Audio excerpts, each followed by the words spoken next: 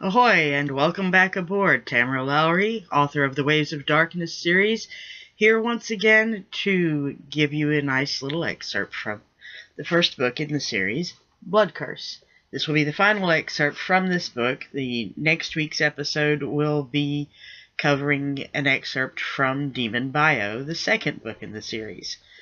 The title of this excerpt is Ghost Ship.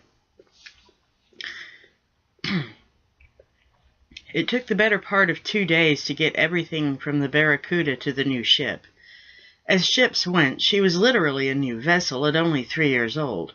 She'd been christened the War God, and had been built to be the ultimate pirate hunter. She'd vanished at sea on her maiden voyage from the Bristol shipyards bound for the Caribbean.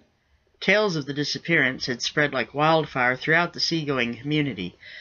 The story was, she'd left the shipyard accompanying a convoy of merchantmen and at least 2 other men of war.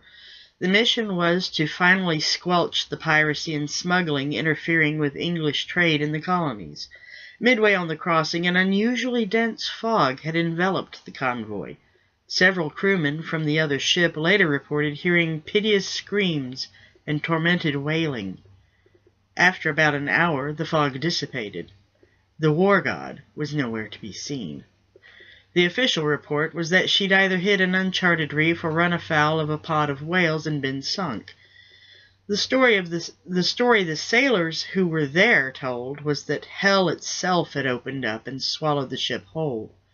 They only heard the screams, not breaking timbers. They'd only seen the bloody water where the ship should have been. No bodies, or wreckage, or whales.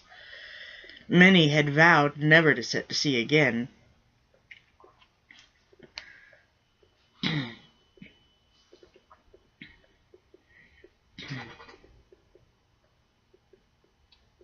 Sorry, got a little distracted there.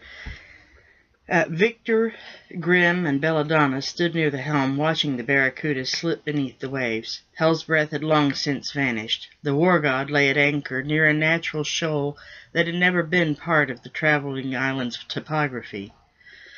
Jon-Jon approached and reported, "I set Murph and his lads to removing the name, as ordered, Captain." "Good work, Mr. John." It was a good name for her, but given her history it would draw too much of the wrong kind of attention. Grimm leaned, forearms on the railing. Any thoughts on what to rename her, Captain? In response, Victor turned to the siren. "I believe I'll give you the honor of renaming this vessel, Pet, since it was you procured it for me." She gave him an enigmatic smile. I've a name for it that should suit it quite well. How does Incubus sound? He thought about it for a few moments before replying, It has a vaguely threatening sound to it. I approve. Mr. John, instruct Mr. Murph to start working on the new placard. Aye, Captain. Incubus. Victor tried the name out again, liking the sound of it even more. Interesting word. What does it mean? The siren laughed, a throaty chuckle. You may read, Captain Brandywine, but you haven't been reading the right books. He glared at her. Don't test me, Belle. What does it mean? Maybe I'll tell you someday, if you don't figure it out right before then, she teased, perching herself on the railing. Right now, I'm hungry.